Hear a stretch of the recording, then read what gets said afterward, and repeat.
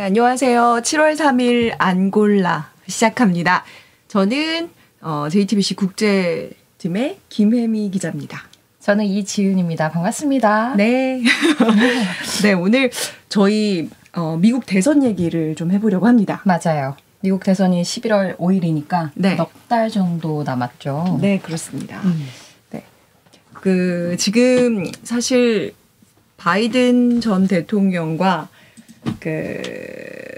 트럼프 전 대통령, 사실 전 대통령이기 때문에 우리들한테 굉장히 익숙한 사람들이라서 많은 분들이 좀 관심이 있으신 것 같아요. 사실 남의 나라 대통령 뽑는 선거이긴 하지만 4개월이나 남았는데도 저희가 이제 기사를 쓰다 보면 많은 분들이 좀 관심을 갖게 되는 것 같아요. 그래서 제가 생각할 때 왜 이렇게 관심을 가지시나 하는 이유가, 첫 번째는 둘 다 좀 익숙한 인물들이다라는 거, 그리고 또 하나는 좀 묘한 공감대가 있지 않나라는 생각이 들어요. 근데 그 공감이 어떤 공감이냐면, 개인적인 생각입니다만, 저 둘이 이미 전 대통령 했던 사람들이고 또 나이도 저렇게 많은데 네. 미국도 인물이 저렇게 없나? 우리도 인물이 없지만 미국도 저렇게 없나? 나라가 저렇게 큰데 이런 없나? 하는 그런 생각이 좀 드시는 게 아닐까, 그런 공감대가 있어서 좀 관심을 가지시는 게 아닌가라는 생각이 들거든요. 맞아요. 그러니까 봤던 후보 또 나오고 또 나오고 이런 맞아요. 상황인데 무엇보다 너무 나이가 많네요. 네, 맞아요. 지금 그게 사실은 굉장히 문제잖아요. 좁혀진 후보들이 지금 트럼프, 바이든 둘 다 나이가 엄청 많긴 하죠. 근데 또 엄청 많다 그러면 저희 이제 안골라 보시는 80대 계실 수도 있으니까 7, 80대 그 구독자분들이 조금 아쉬워하실 수도 있을 것 같긴 한데, 어쨌든 그냥 이 나이가 많긴 하죠. 네. 대통령직을 수행하기에 숫자가 많다라고 맞습니다. 표현을 저희가 할까요? 네, 그렇게 하죠. 그러니까 민주당과 공화당 전당대회 때 이제 후보 지명까지 끝까지 봐야겠지만 토론에서 그렇게 죽을 썼는데도 일단은 민주당을 대표할 가능성이 높은 거는 조 바이든 현직 대통령. 1942년생입니다. 만약에 재선에 도전을 해서 잘 되면 내년에 취임하는 해에 82살입니다. 그러면 4년 임기니까 임기를 마칠 때는 86살이 되는 거죠. 네. 이미 미국에서 현역 대통령으로는 최고령 대통령입니다. 공화당도 도널드 트럼프가 전당대회에서 지명될 가능성이 현재로서는 높은데 1946년생입니다. 만약에 재선을 하면 내년 취임하는 해에 78살, 임기가 끝날 때는 82살. 그래봐야 80대 언저리 비슷하죠. 제3지대 무소속 후보는 누가 있을까 싶어서 봤는데, 케네디 명문가의 로버트 FK 주니어, 무소속 후보로 나섰는데 여기는 1954년생, 취임하는 해 기준으로는 71살이랍니다. 그래도 좀 어리네요. 차라리 젊어 보일 정도. 네. 지금 저희가 사진 한 장 보여드리고 있는데, 이게 이제 보스턴 글로브즈에서 만든 그 이미지 컷이거든요. 근데 이제 grumpy old man 해가지고 굉장히 그럼피한 누가 그럼피예요? 노인들이다. 이런 건데요. 하여튼 좀 미국 평균 연령이 사실은 그렇게 제가 알기로는 높지 않은 걸로 알고 있는데, 그들에 비하면 또 더 높은 거죠. 그렇죠. 제가 워싱턴 포스트 조사 보니까 현재 기준으로 미국인 평균 나이가 38살 정도래요. 그러니까 대통령 평균 나이보다 지금 40살 이상 적다는 얘기잖아요. 여기에서 웃긴 게 미국 헌법이 대통령 출마할 때 35살 이상이어야 된다, 이렇게 명시를 하고 있거든요. 그런데 아니 왜 나이 제한에 엇비슷하게 나오는 후보도 없는지 이런 생각이 들어요. 그나마 공화당에서는 지금 중도포기는 했지만 1970년대와 1980년대 출생의 후보들이 있긴 있었거든요. 그 굉장히 비교적 어린 후보가 있었어요. 1985년생 그 비벡 라마스와미라고 인도계 기업인인데, 아무튼 공화당도 현재로서는 좁혀진 후보가 도널드 트럼프 후보잖아요. 그래서 민주당 조 바이든까지 하게 되면 사실 고령인 건 맞는 거고, TV 토론 내내 서로 이제 건강하다면서 골프 대결하자. 누구는 골프백 자기 힘으로도 못 칠 거라고 그러고, 누구는 골프공 50야드도 못 칠 거라고 하고, 아무튼 요즘 말로 항마력 달라서 못 본다 이런 얘기가 그러니까 미국인들 커뮤니티에서도 사실 제가 뽑을 대통령도 아닌데 남의 나라 대통령 그 후보를 보는데도 조금 뭐랄까 좀 답답한 게 있더라고요. 근데 사실 저는 좀 궁금했던 게, 사실 미국 하면 이제 저희 세대 요즘 젊은 세대는 그렇게 생각 안 하려나? 선진국 나도 젊어요. 선진국이라고 네 이렇게 농담입니다. 우리와 다 되게 선진국에서 아니 80대 대통령 후보밖에 나올 사람이 없나? 뭐 이런 생각이 좀 드는 거죠. 사실 맞아요. 정치부에서 취재할 때 제가 항상 들었던 얘기는 뭐 젊은 그 정치인들이 그러니까 국회에서 아직 정계에 진출을 못한 정치인들이 우리도 미국 같은 선진국처럼 이런 청년 정치인을 키우는 그런 시스템이 마련돼야 된다. 뭐 지금도 그런 얘기를 그쵸. 항상 하고 있는데 근데 이 젊은 정치인들이 다 어디로 간 건가요? 그러게요. 네. 그러게요.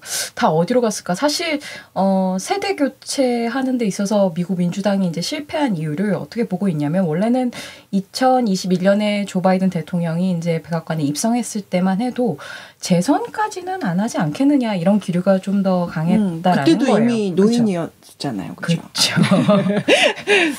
부통령 떴고 하니까 뭐 이번에 한 번 정도 하겠지 이렇게 그쵸. 생각을 했던 거죠. 대통령을 하기에는 노인인 편이었으나 그래서 어쨌든 재선을 점치는 기류가 강하지는 않았었는데 그러다 보니까 이제 당 안팎에서 이제 잠룡들이 뭐 여러 사람 이제 검토가 되어 오다가 막상 이제 2022년 취임 이듬해 이제 중간 선거를 하고 나니까 생각보다 결과가 나쁘지 않았던 거예요. 민주당이 상원 다수당을 차지를 했고 하원 의석수도 공화당에 크게 밀리지 않았고. 그러니까 바이든이 그렇죠.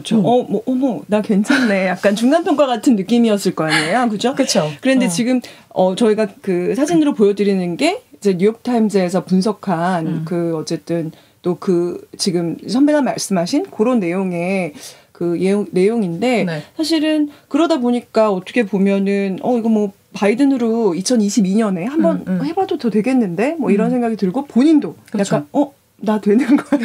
나 한 번 더 해도 뭔가 될 것 같은데 라는 그런 어떤 생각을 좀 하게 되겠죠. 아무래도. 그렇죠. 그러니까 중간 선거가 사실 중간 평가 격이니까 바이든 측근이나 가족들도 이대로면 재선도 괜찮을 것 같아 라고 하면서 이제 여기저기서 이제 좀 재선 도전해봐라 라고 부추기기 시작했다라는 거죠.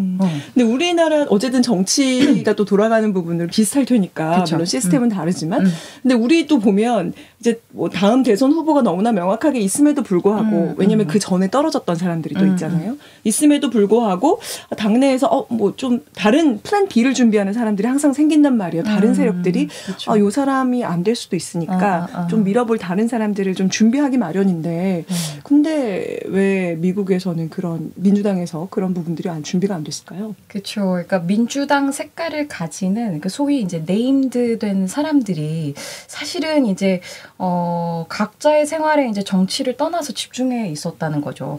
그러니까 버락 오바마나 빌 클린턴이나 뭐 또 트럼프에게 2016년 대선 때 졌었던 힐러리 클린턴이라든가 이런 사람들이 이제 백악관을 다 떠난 뒤에 각자의 삶에 집중을 했고 그러다 보니까 민주당 내에서 세대 교체를 한다던가 뭔가 플랜 B를 할 수 있는 지도자에 대해서 전혀 생각이 없었다라고 뉴욕타임스는 보고 있더라고요. 아, 그렇군요. 그러면 사실 그 말씀하셨던 전직 대통령, 오바마 대통령이라든가 힐러리 클린턴은 이제 자기가 졌으니까 사실은 또 그런 부분도 있었을 텐데 이런 사람, 이런 빅샷들 말고, 그러니까 지분이 있는 민주당에 그런 사람들 말고 약간 다른 또 많은 사람들이 또 관여를 하잖아요. 그쵸. 그런 사람들 중에서 바이든한테 좀 뭐 다음엔 좀 다른 이렇게 좀 직언을 하는 그런 사람들이 없었을까요? 그랬을 것 같기도 하고 안 그랬을 것 같기도 한 게 사실 이 악시오스 보도를 보다 보니까 질 바이든 여사가 굉장히 정치적인 조력을 많이 하고 있습니다. 그 발레리라고 이제 여동생이 있는데 두 사람이 거의 사실상 큰 정치적인 결정을 다 하고 있대요. 그래서 질 바이든 여사를 비롯해서 정말 몇 안 되는 측근들이 대통령 주변에 에워싸면서 대통령이 사실 이제 들을 수 없는 고립된 분위기가 형성이 됐다라는 거예요. 그래서 이제 백악관에 상주하는 직원들조차 지금 대통령의 상황이 어떤지 건강 상태를 이를테면 잘 모른다던가 그리고 근거리에서 이제 보좌를 할 수 없는 그런 상황에 놓여 있다 보니까 솔직히 직원을 할 수 있는 상황이었는지 잘 모르겠습니다. 아, 그렇군요. 이게 갑자기 생각나는 게 있는데 저희 정치부에서도 그런 얘기가 있거든요. 주변에서 자기 측근 3명만 대통령 나오면 되십니다. 이러면 나온다는 거예요. 그렇게 되지 않을까요? 우리가 보기에는 전혀 아닌데도 3명 정도만 대통령 되실 수 있습니다. 이렇게 하면 나온다고 하더라고요. 자기가 정말 믿는 3명의 조언이 필요하다라고 하는데 그렇죠. 사실 방금 말씀하셨던 질 바이든 여사라든가 뭐 떠나서 어떤 가족이기도 하니까 정말 그쵸. 믿는 그쵸. 그럴 수 있겠다는 생각이 드네요. 그럴 것 네. 같아요. 네. 문제는 이제 대안이 없다라는 거죠. 민주당으로서는. 네. 그렇죠. 어때요? 그러니까 뭐 민주당에서 지금 사실은 여러 가지 여론조사들이 나오고 있는데 대부분 경쟁에서 다 뒤지는 걸로 나옵니다. 그래서 다 나오다가 이렇게 되게 의미 있는 여론조사가 하나 딱 나왔는데 네. 2일, 현지 시간 2일이니까 발표된 지 얼마 안 된 건데요. 그 로이터에서 여론조사를 했는데 그 유일하게 이기는 한 사람이 드디어 나왔어요. 그 사람이 바로 이제 표에서 보시고 계시겠지만 미셸 오바마입니다. 저희한테도 너무 알려진 그쵸. 사람인데요. 유일하게 트럼프랑 가상 대결을 붙였을 때 11%포인트로 앞서는 것으로 나옵니다. 근데 문제는 이제 미셸이 이전부터 나는 대선에 나가지 않는다.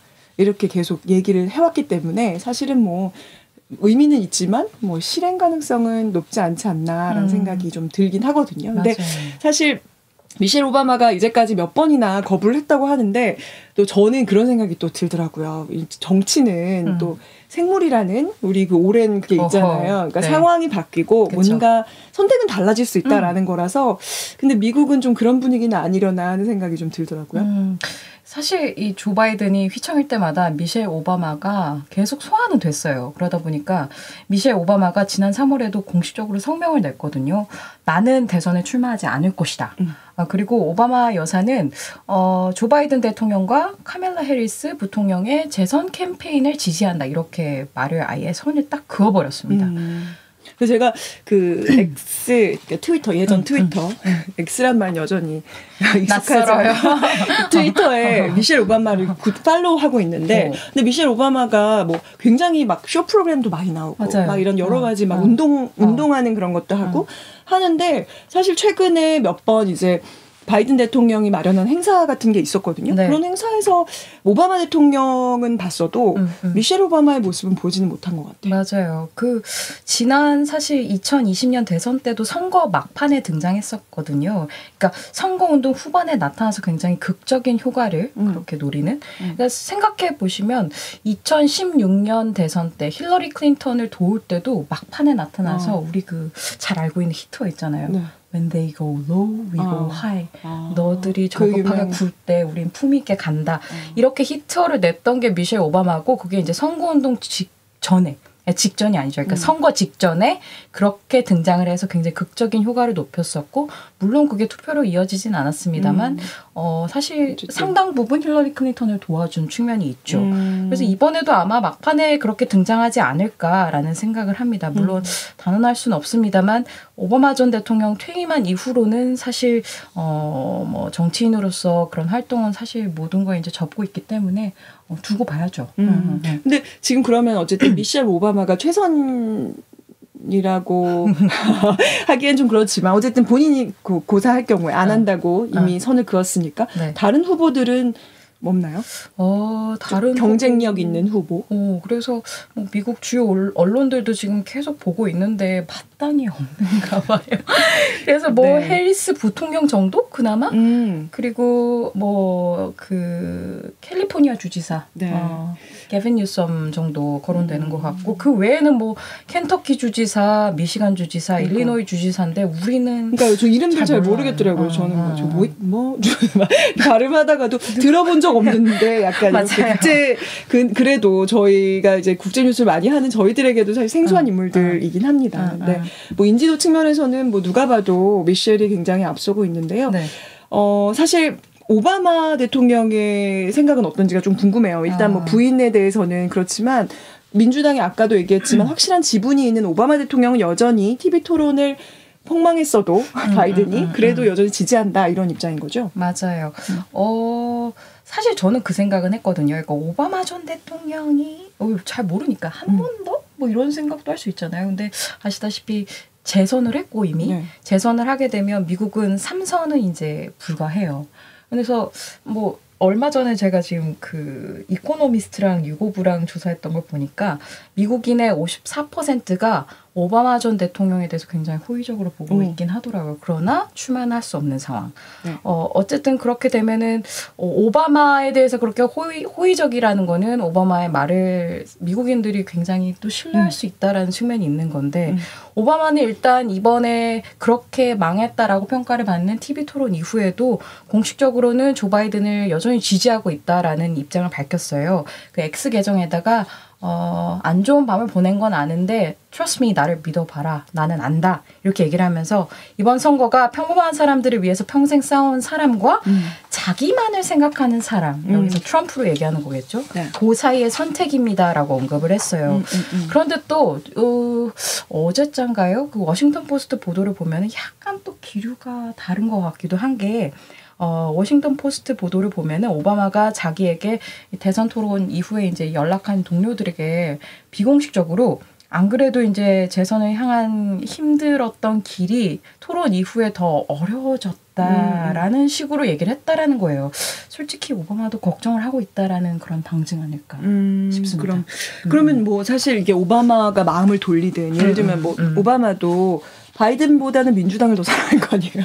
그래서 어쨌든 이건 굉장히 엄중한 그쵸. 그 어쨌든 돼야 되는 거니까요. 선거는. 맞아. 그래서 만약 갈아타기를 한다라고 하더라도 그런 어떤 시점이 있나요? 갈아타기를 하거나 뭐 예를 들면 오바마가 사실 뭐 안 된다. 바이든 도저히 안 되겠습니다. 이렇게 할 수도 있는 거고. 근데 그런 어떤 마지노선 그런 결정을 내려야 할. 그러니까 후보를 바꾸거나 할 수 있는 바이든이 사퇴할 수 있는 그렇죠. 마지노선을 말하는 거죠. 사실 그런 데드라인, 뭐 마지노선이랄 게 사실 딱 명문화된 건 없습니다. 다만 이제 민주당 전당대회가 다음 달에 있어요. 그때까지 시간이 한 달쯤 남아 있거든요. 그래서 전당대회에서 민주당 공식 후보를 지명하는 자리거든요.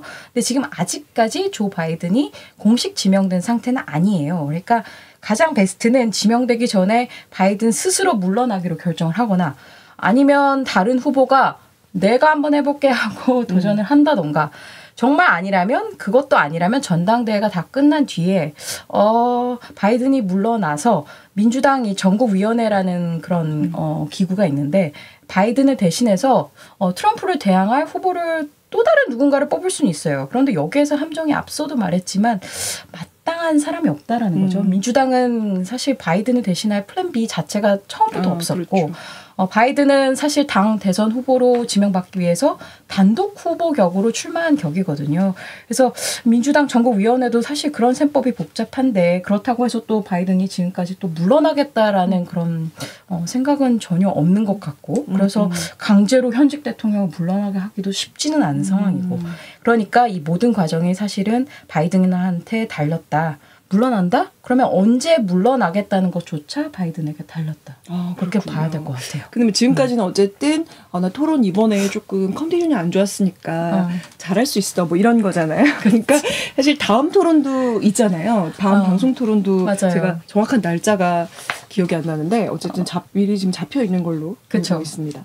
9월 ABC에서 하는 걸로 예정이 돼 있는데 이게 사실 TV 토론이 의무가 아니어서 도널드 트럼프가 나 안 할게라고 해버리면 그냥 안 하는 거래요. 그래서 사실 저는 그 생각을 했어요. 바이든이 자기 생각을 안 하고 나의 생각 안 하고 너무 빨리 패를 깠다라는 생각이 들더라고요. 그러니까 TV 대선 토론이 이렇게 빨리 열린 적이 없대요. 그러니까 대선 치러지기 넉 달 전에 지금 패가 다 까진 상황이어서 넉 달 전에 이렇게 큰 무리수가 될지 민주당이 알았을지 바이든이 알았을지 좀 의아하긴 합니다. 네. 그렇군요. 네. 어쨌든 아직 남아있으니까 4개월이면 사실 엄청 많이 바뀌잖아요. 그럼요. 그래서 저희 함께 안골라 앞으로 이제 좀 많이 그 중간중간에 여러분과 미국 대선에 대해서 좀 짚어보는 이런 시간들 마련할 테니까요. 앞으로 함께 좀 지켜봐 주시기를 부탁드리겠습니다. 네, 안골라와 함께 같이 하시기 바라고요. 여러분 퇴근 잘 하시고 저희는 또 찾아뵙겠습니다. 네, 감사합니다. 고맙습니다.